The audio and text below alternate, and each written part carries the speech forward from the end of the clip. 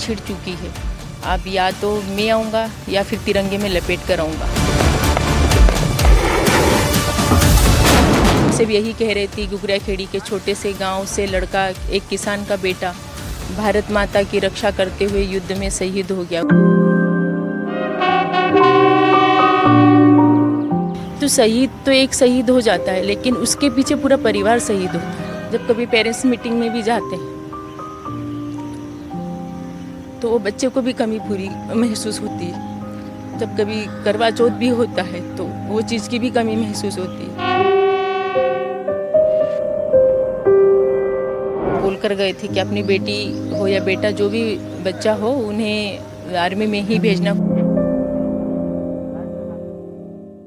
हमारे साथ हैं वीर नारी प्रतिभा राजेंद्र यादव।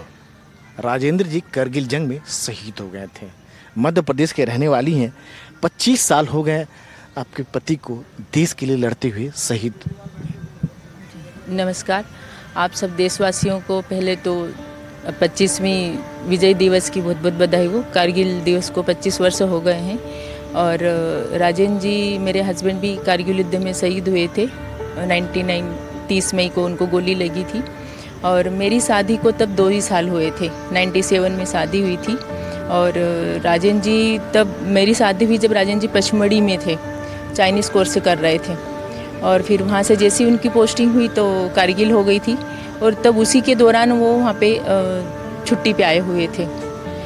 20 मार्च को आए थे और 13 मार्च को उनकी छुट्टी 13 मई को छुट्टी ख़त्म होती है और मतलब उनको पता लग चुका था कि जंग छिड़ चुकी है पाकिस्तान से। हाँ, उनको पता चल चुका था कि जंग छिड़ने वाली है या कुछ छिड़ भी चुकी थी। शुरू का वो जो था वो छोड़ चुकी थी और जब 13 मई को जाने वाले थे 99 में, जब उनके 3 दिन पहले ही उन्हें पता चला था कि वो पापा बनने वाले हैं। जब वो गए, उनको जब पता चला कि मैं 3 दिन पहले उनको पता चला था कि वो पापा बनने वाले हैं और जब वो बोल कर गए थे कि देखो बेटा हो या बेटी हो, मैं जा रहा हूँ और भविष्य में क्या होता है मैं नहीं कह सकता, क्योंकि हमने वर्दी ही इसीलिए देश की रक्षा करने के लिए पहनी है और जंग छिड़ चुकी है।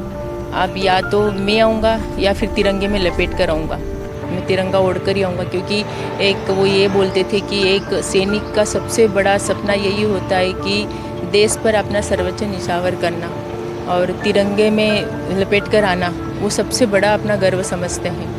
वो बोल कर गए थे कि अपनी बेटी हो या बेटा, जो भी बच्चा हो, उन्हें आर्मी में ही भेजना, कोशिश यही करना है कि उसका आर्मी में सिलेक्शन। आपने कुछ नहीं कहा उन्हें कि जब वो जा रहे थे? नहीं, मैंने उनसे बोला कि आप ऐसे बातें क्यों कर रहे हो, तो उन्होंने एक ही चीज़ बोली थी कि उन्होंने बोला था कि मैंने तो तुम्हें पहले ही बोला था कि मैं वर्दी पहना हूँ और देश की सीमाओं पर, ऐसी सीमाओं पर मैं तैनात हूँ जहाँ पर कुछ भी हो सकता है। तो सर्वोपरि हमारे लिए राष्ट्र धर्म है और मातृभूमि है, तो कुछ भी हो सकता है। तो मैंने उनसे बोला था कि नहीं, आप आइए और अपना बच्चा होगा। क्या ठीक है, आ गया तो ठीक है, नहीं तो फिर तिरंगे में आऊँगा तो वही अपने बच्चे को कहानी सुनाना। विदा किया उन्हें अब विदा तो करना ही था, क्योंकि जब कोई एक राजा अगर जंग पे जाता है तो उसी तरह मेरे पति भी जंग पर ही जा रहे थे। तो वो तो हिम्मत वही देते थे और जब एक सैनिक वर्दी पहनता है तो उनमें वैसी हिम्मत आ जाती। तो सैनिक की पत्नी को भी हिम्मत वही देते हैं कि आप जंग पे जा रहे हैं, तो वही तिलक लगाकर ही विदा किया था।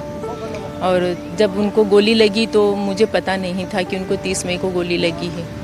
मुझे जब पता चला 16 जून को, 30 मई को गोली लगी थी और 16 जून का उनका पार्थिव शरीर आया, तब पेपर में नाम आया था कि गुगरिया खेड़ी के 2 लड़के राजेंद्र जी यादव शहीद हो गए। तो जब मुझसे पूछा गया कि गुगरिया खेड़ी के कितने भाई लोग गए हैं सेना में, तब हमारे घर से 2 ही गए हुए थे। एक तो राजेंद्र जी थे और इनके काका जी का लड़का था, वही गए थे। तो मैंने पूछा कि ऐसा क्यों पूछ रहे हैं, तो उन्होंने ये बोला कि राजेंद्र जी शहीद हो गए। तब मुझे कुछ समझ में नहीं आया, क्योंकि उम्र भी कम थी और गर्भ से भी थी। और ये एक ऐसा, साल की आपकी उम्र थी? 18 साल की, जब मैं 18 साल की थी। और ये शब्द ऐसा था कि मतलब उस टाइम पे तो यही वाली हालत थी कि पैरों तले से ज़मीन खसक गई कि पता नहीं क्या होगा, जैसे शून्य हो जाता है व्यक्ति, उसी तरह मैं शून्य हो गई थी।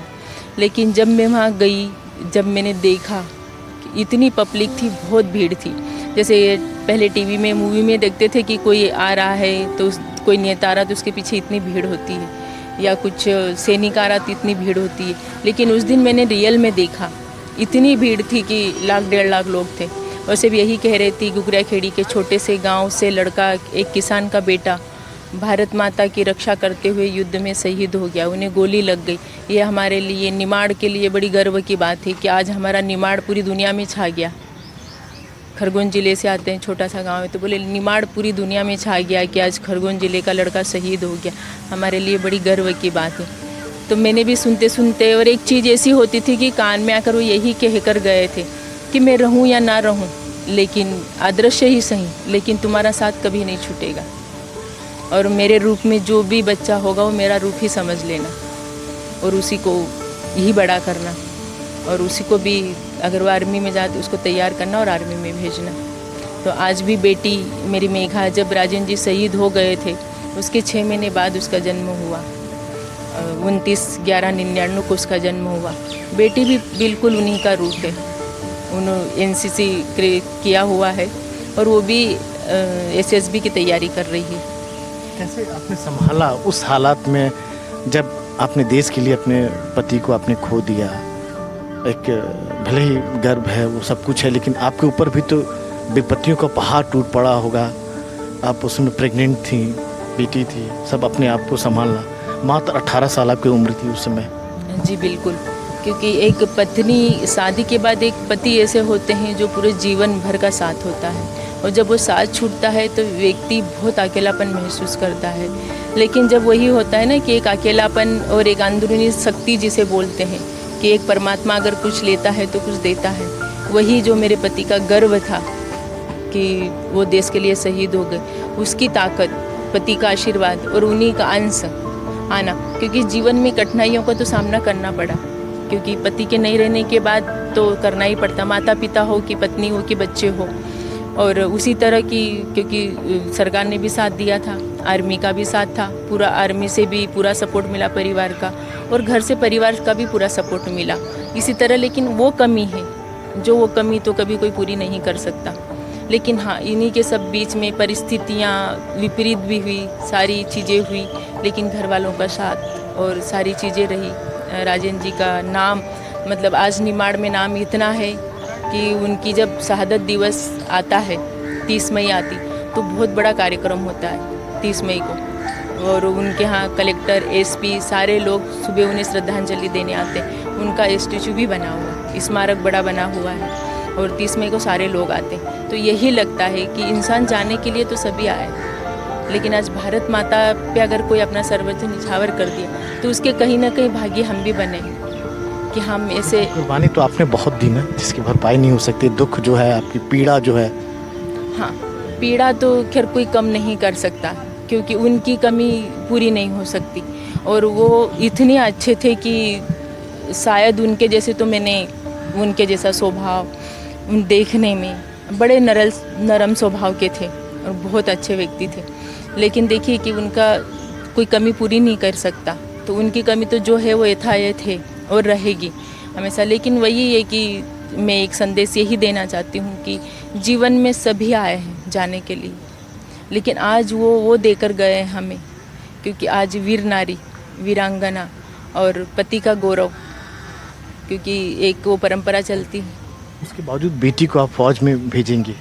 जी बिल्कुल, कि आज वही मैं कहना चाहती हूँ देशवासियों को भी, नौजवानों को भी, क्योंकि आज तो सोशल मीडिया का ज़माना है, तो आजकल तो बहुत बातें जल्दी पता चल जाती है सभी को।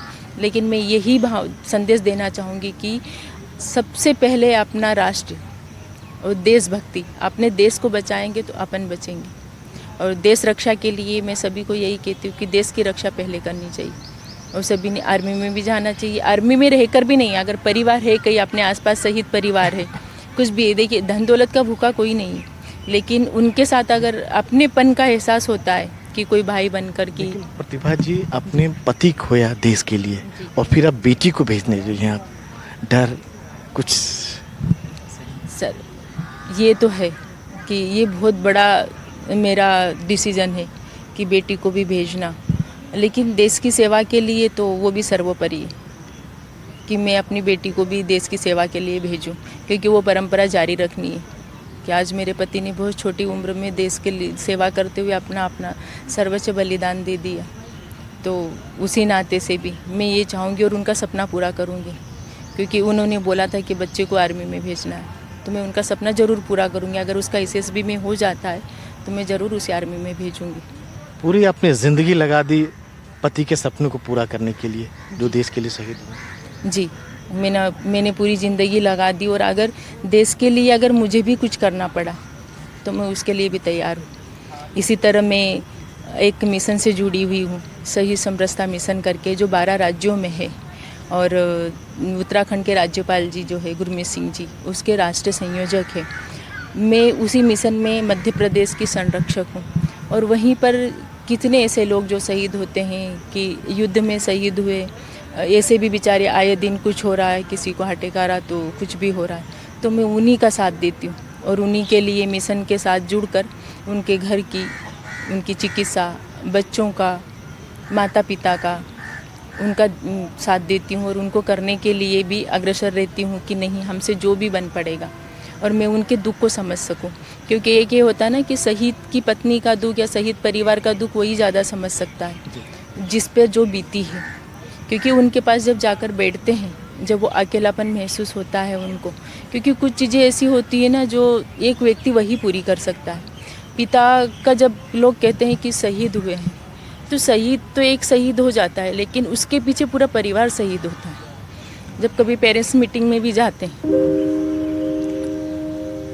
तो वो बच्चे को भी कमी पूरी महसूस होती है। जब कभी करवा चौथ भी होता है तो वो चीज़ की भी कमी महसूस होती है, लेकिन माता पिता को भी अपना बच्चा याद आता है, बहनों को भी राखी पे भाई याद आता है। लेकिन वही कि एक गर्व है कि इतना सब कुछ होने के बाद भी एक गर्व है कि हाँ, अगर जान गई है तो उस देश के खातिर गई है, और उस देश के खातिर अगर हमको भी कुछ करना पड़ा तो हम ज़रूर करेंगे। क्योंकि हम ऐसे परिवार से आते हैं जिन्होंने एक सपना देखा कि मैं आर्मी में जाऊं, क्योंकि एक किसान परिवार से थे, और उन्होंने सपना देखा था कि मैं आर्मी में जाऊं और मैं देश की सेवा करूं। तो उनकी परंपरा भी हमें निभानी है कि अगर हमें भी कुछ ज़रूरत लगी तो हम ज़रूर जाएंगे। और हमें आर्मी का सपोर्ट मिला, गवर्नमेंट का सपोर्ट मिला, साथ में ही परिवार का सपोर्ट भी मिला, सास ससुर का भी, माता पिता का भी, सबका सपोर्ट मिला। और आज बच्ची इतनी बड़ी हो गई है, क्योंकि राजेंद्र जी के बाद उसका 6 महीने बाद जन्म हुआ था, तो बच्ची का भी सपोर्ट है। और बच्ची बिल्कुल उन्हीं के जैसे दिखती है कि प्रकृति ने बेटी बनाया है, लेकिन चाल ढाल चेहरा पूरा अपने पापा जैसा है। पिता के सपनों को पूरा करना है, बेटी को भी। हाँ। और पत्नी को भी। जी, मुझे भी उनका पूरा सपना पूरा करना है, और बेटी भी वही चाहती कि मैं मेरे पापा का सपना पूरा करूँ, और मैं भी मेरे पापा जैसी ही वर्दी पहनूँ। जाहिर सी बात है कि प्रतिभा जी जैसे वीर नारी पर पूरे देश को गर्व है। इनके पति ने देश के लिए शहादत दी ताकि हम और आप सुख रह सकें, सुरक्षित रह सकें। नई दिल्ली में कैमरामैन मनोज ठाकुर के साथ राजीव रंजन, NDTV इंडिया।